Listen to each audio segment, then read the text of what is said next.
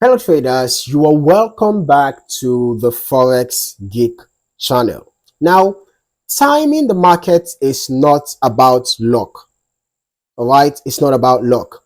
It's about understanding when and where smart money moves.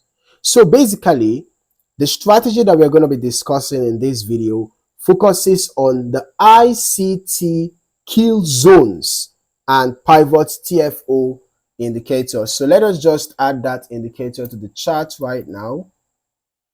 The ICT Killzones and pivot TFO indicator.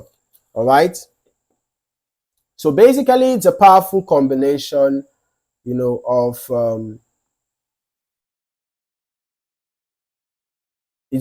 basically it's a powerful combination that gives intraday traders the clarity that they need.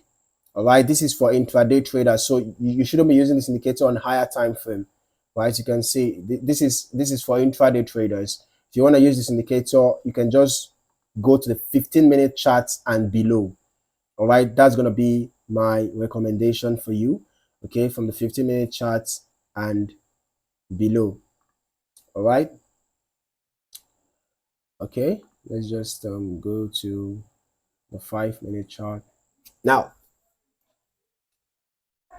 ICT kill zones refer to the time windows when major market participants, especially institutions, are most active.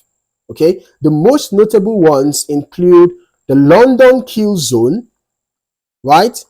The London kill zone, which is between 2 a.m. to 5 a.m. EST.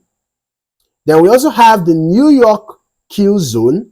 The New York kill zone is between 7 a.m. to 10 a.m. EST, and we have London close, which is around 10 a.m. to 12 p.m. EST. Now, during these windows, volatility increases. Key moves are initiated and liquidity is either grabbed or delivered. Trading during kill zones means aligning your entries with the times that matter most. Now, what is this indicator? Basically, what is this indicator? This indicator is used to plot higher time frame pivots and key levels onto a lower time frame chart. So this allows you to see institutional structure from a bird's eye view while trading in real time. Okay? These pivot levels act as magnets for price, reversal zones, or breakout points, right? So when these levels line up with activity during a kill zone, that's your cue to get ready. So here's how it works. You can see these important areas that are marked on the chart. You want to look out for price action or price activity within those zones. And you want to watch out for the highs and the lows of those zones and how price reacts when price gets to the highs and the lows of these zones. Asia, London, New York, NY, New York AM, New York PM, NY launch, all of that, right? You can see the different, categories. All right, let's just quickly go to the settings for this indicator so you can see a lot of things. You can actually modify the settings according to how you want the indicator to be displayed. You can see if you want it to even display text, or if you don't want it to display text, you can actually do that here where you want to show the kill zone boxes or not. You can do that here. So basically, you can modify the settings according to what you want to be displayed and what not to be displayed. You can modify it in the inputs, the indicator inputs. Okay, so you still have control over how what you want the indicator to display and what it shouldn't display. So basically, you pay attention to the kill zones that are marked on the chart. You can use a kill zone box, right? To get insights as to possible price reaction when price gets to that zones. Okay. Now, ensure that you wait for price to enter a pivot zone within the kill zone. You look for confirmation. This could be a break of structure, a change of character, or a liquidity sweep, followed by a strong rejection candle. Now, you can enter on confirmation. You can use candle closes. For example, all right, you can see what happened here. as price visited the high of this, Asian box, you can see that it was visited around here. But this is for the London, right?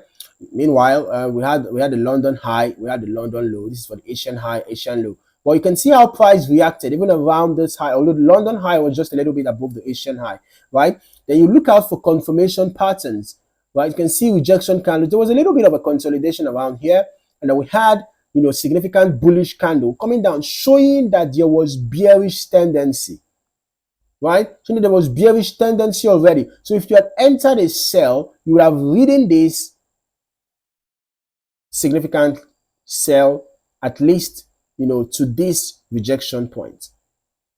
All right. So you can enter on confirmation, use candle closes, weak rejections, or break and retest depending on your rules. Okay. Then for your stop loss and take profit, you can place your stops just beyond the zone. All right. You can place your stop loss just beyond the zone. Right. Beyond the zone. It's a good place for your stop loss. Beyond above the recent swing high, then your take profit can actually be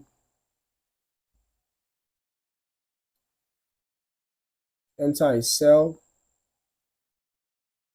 Your take profit can be around, key support zone. That is for a sell, right? Okay, I think I picked the wrong one. It's for a sell. So you have your stop loss above the recent swing high, and your take profits can be around key support zones or thereabouts. Okay, the reverse is the case for a buy trade. Okay, now this strategy works because it aligns time, which are kill zones, structure, and price action. Institutions act during kill zones. They build or break positions around key levels. So this indicator lets you see these levels clearly. The result is a strategy that avoids noise and waits for high probability moves with confluence. All right. So basically, that is how you master the ICT kill zones and pivots TFO indicator trading strategy. All right. You can see that with this strategy, you have clean setups, you have clear structure, and you have timed precision. Okay. If this strategy adds value to your trading, hit the like button and subscribe for more breakdowns, tools, and advanced trading content. Catch you in the next one. Stay sharp and trade smart.